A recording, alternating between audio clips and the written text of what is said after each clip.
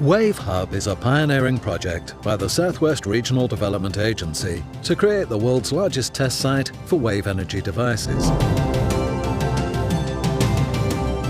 JDR Cable Systems in Hartlepool has been commissioned to make the hub structure that will sit on the seabed off the coast of southwest England, and the 26-kilometre cable connecting it back to shore.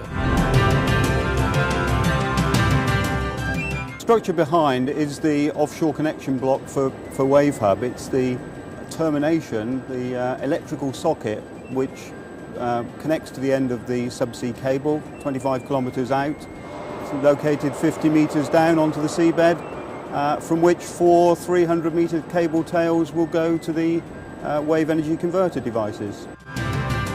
It's a very exciting stage. It's 7 years since the project was first mooted, and it's taken us a long while to get here. It is the world first, so you might expect it's taken a bit longer than something that you would buy off the shelf, but clearly not an off-the-shelf structure, and something we're immensely proud of within the RDA.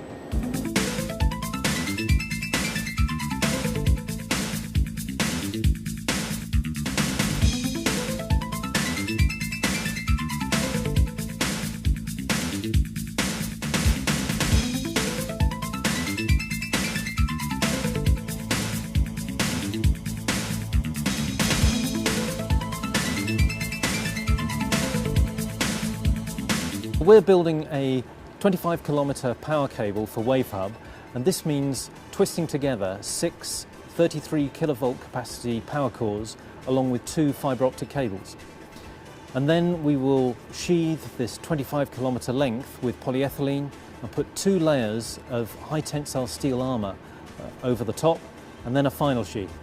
That'll then be connected with the Wave Hub itself, and 4 connecting cables will come from the Wave Hub.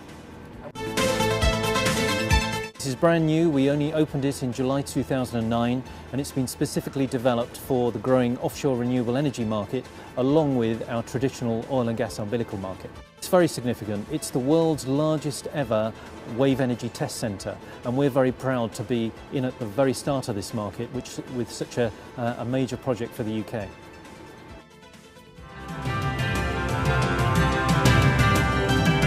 What happens next is that it gets connected onto the 25 kilometres of subsea cable, terminations are made, full testing is undertaken, the other 300 metres of cable are also joined on, end-to-end testing from 25 kilometres to 300 metres at the other end of the structure, and then it gets loaded out onto an installation vessel and taken down to Hale.